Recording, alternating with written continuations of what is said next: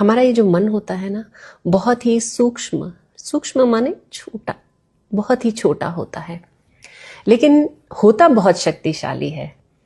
जैसे ही हम अपने मन को काबू में कर लेते हैं तो समझो पूरी दुनिया का कब्जा हमारे पास आ जाता है। इसको एक एग्जाम्पल से समझते हैं।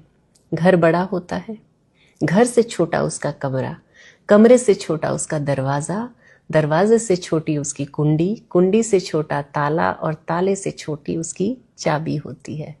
तो उस ताले की उस छोटी सी चाबी से जब हम उसे बंद करते हैं तो पूरे घर का कब्जा हमारी जेब में आ जाता है।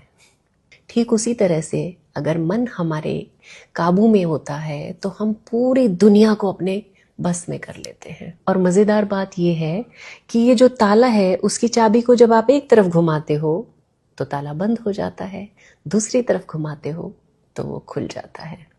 ठीक इसी तरह से जब आप अपने मन को परमात्मा की तरफ लगाते हो तो ये दुनिया की तरफ से खुल जाता है और परमात्मा की तरफ लग जाता है। और हमारा ये जो मन है ना, ये हमेशा अनुकूलता चाहता है, प्रतिकूलता इसे बिल्कुल पसंद नहीं। यानी कि मन जो है हमेशा सुख और चैन की तलाश में ही रहता है। मन की तुलना हम एक हाथी से भी कर सकते हैं।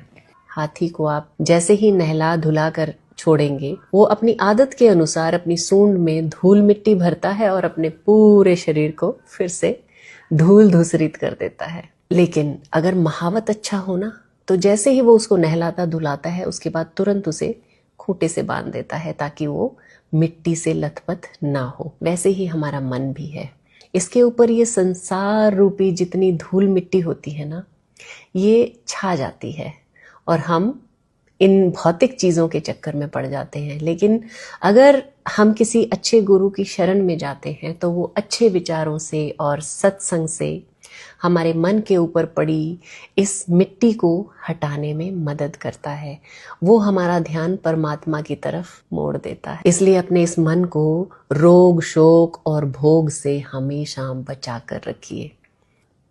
एक और अच्छी बात आप लोगों को बता दूं, लेने को हरि नाम है, देने को है दान, तारण को है नम्रता, डूबन को अभिमान।